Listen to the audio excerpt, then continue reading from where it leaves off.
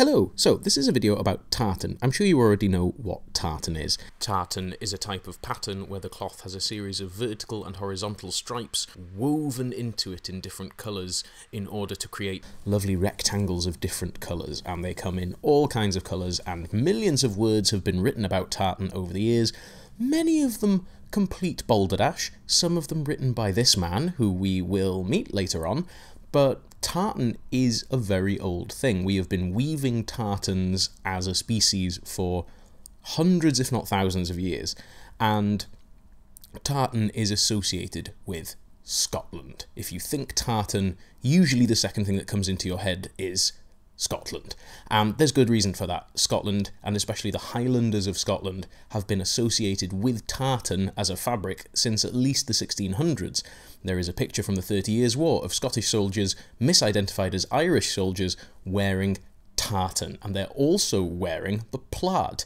Plaid, as a word, is a Gaelic word, and it means a blanket, a big rectangle of cloth, and for millions and millions and millions of people all over the world for thousands of years, a big square piece of cloth has been the go-to garment if that's all you can afford, and many Highlanders over the generations found that this was a very practical garment. They called it the Fili Mór, the great kilt, basically, if you like, and you wrap it over your shoulder and around your waist and pleat it into a belt and pin it at the shoulder, and it forms a really, really good weatherproof garment. And that is the thing that you will see the Tartan Viking wearing over on Instagram and TikTok, and he looks amazing in it. And this is the traditional Scottish Highland garment, the Fili Mór, the great kilt, the big 9 or 10 yards of fabric wrapped around your shoulders and around your waist. This is what people were wearing, men and women, in the Highlands and Islands, all over the Gaeltacht, for generations, until it was banned. And it was banned in 1746 in the Dress Act, which specifically bans the Fili Mór, the Fili Bec, the little kilt, which is the ancestor of the modern kilt, tartan cloth and tartan trews, unless you're a member of the British Army. And this doesn't apply to Welsh people, because Welsh tartan isn't a thing at this point. More on that later. But it does apply to the people of the Highlands and Islands, and so they're not allowed. They're banned from wearing tartan trews. Now, we know that that doesn't stop them. We know that 40 years, 50 years later, in the old statistical account, people are recorded as wearing trews and wearing tartan, and it doesn't really work all that well, especially because people like Rob Burns and Walter Scott start popularising Scotland and Highland culture again, so that by the time the 1820s roll around and George IV becomes the first British monarch to visit Edinburgh, Walter Scott is put in charge of the pageantry, and they decorate the entire city in royal tartan, which is now Royal Stuart tartan, the kind of catch-all tartan for anybody who doesn't have a tartan. And George IV wears a £1,500 fantasy Highland costume. The chieftains of the various Highland clans are brought in to parade around the city with him, and they're put in slightly fantasy Highland costumes, and some of them actually have to ask the Lord Lion King of Arms, the head of Scottish heraldry, what their clan tartan is. They're all like, hey, I've heard that I have a thing called a clan tartan. What is that? I've never heard of it. Because it wasn't really a thing. It kind of depended what dye stuffs you had available in your local area, much more than what your surname was. A couple of decades later, two men called Charles and John Allen appear. And you've probably never heard of Charles or John Allen, but you may have heard of the Sobieski Stewart brothers. So in the 1820s, these English dudes, move up to Scotland, change their name to be Charles and John Sobieski Stewart, and start claiming that their dad, who was actually a disgraced Royal Navy officer, was actually Bonnie Prince Charlie's only legitimate Italian-born son. I know, there's a lot of links to that chain, but they write a book, and this book is called Vestiarium Scoticum, the dress of the Scots, and it is a fantasy, it is a fiction. They claim that it's a real 16th century manuscript. It's not, it was written in the 1840s, and the tartan industry basically buys up most of the copies.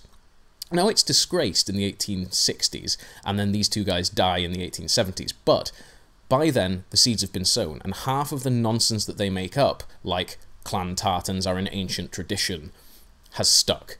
And the tartan industry took it and rolled with it. Now, do they mention Welsh tartan at any point in the books? No, they don't, because it's still not a thing. But we're going to get there. Now, by this point, tartan and kilts are well established as military wear, so members of Highland regiments in the British Army are wearing their darling little Charlie jackets, which are based off the jackets that Highlanders were wearing during the Jacobite rebellions of the 1740s. These were shortened 18th century frock coats, and they were usually worn over the fili môr, or the fili bec, the big or the little kilt. The pre-pleated kilt with the little belt buckles is basically an invention for the army to make them a practical piece of military wear.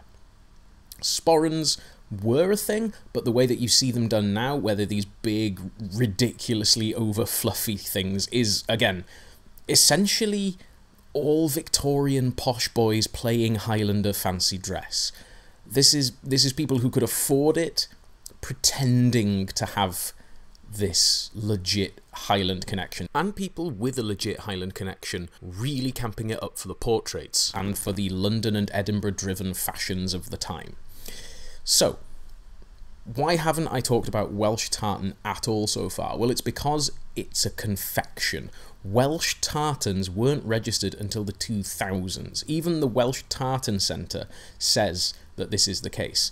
Even the people who claim to be resurrecting the Welsh kilt have to admit that this isn't true, because you can't resurrect something that has never been alive. The word kilt in Welsh is a direct borrowing of the English word kilt, which means something that is tucked or rucked up, because of the pleats in the kilt, basically. As we already know, the Gaelic word, the actual Highland word, is fili môr, or fili bec.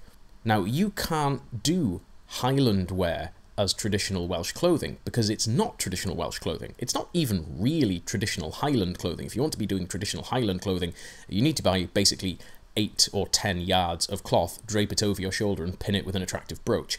But men are cowards and will not do that, and getting them to wear a skirt is difficult enough half of the time without 7 to 11 pints of Tennants down them.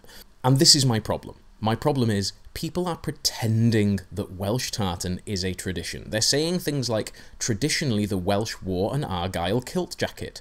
When? And according to what tradition? Because according to every Welsh tradition, Welsh men's traditional clothing is just working class clothes. It's literally just a shirt, a waistcoat, a cloth cap, and a pair of breeches. It's the stuff that coal miners and slate quarrymen were wearing in the 1810s.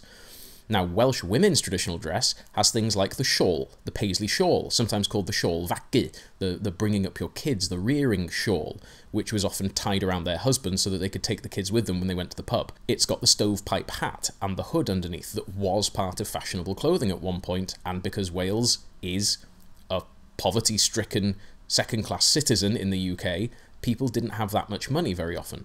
If you go actually back in time to the 18th century, most people say that the Welsh were wearing red and white striped stockings and blue flannel suits. So if you want to dress as a traditional 18th century Welsh man, like people want to dress like a traditional 18th century Highland man, wear a blue flannel suit and red or white stockings.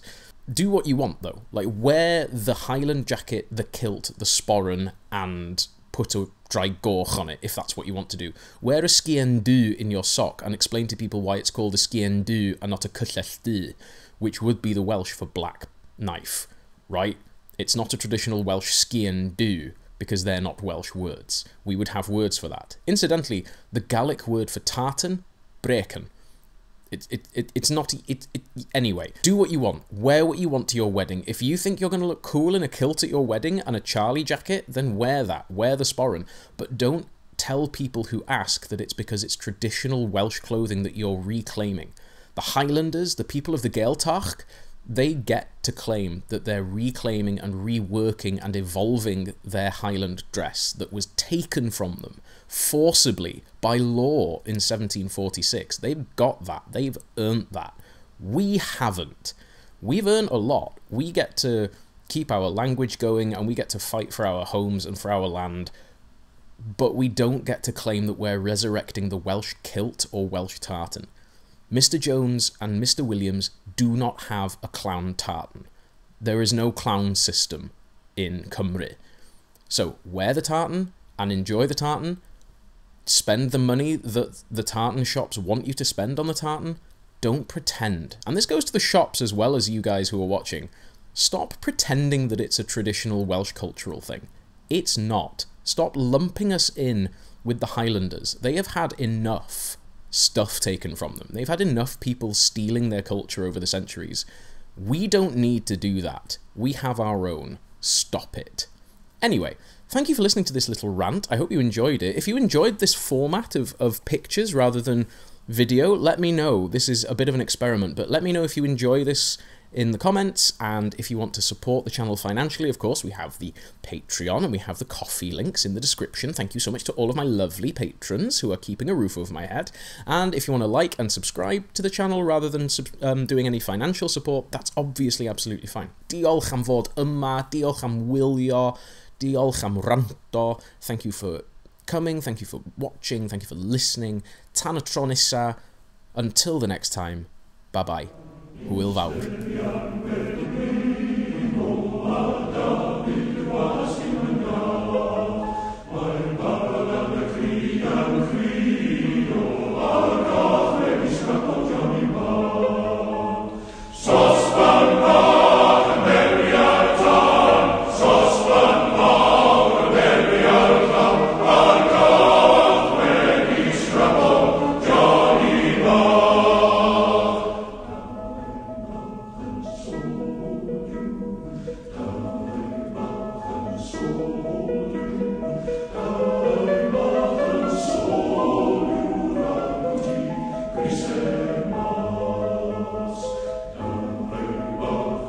So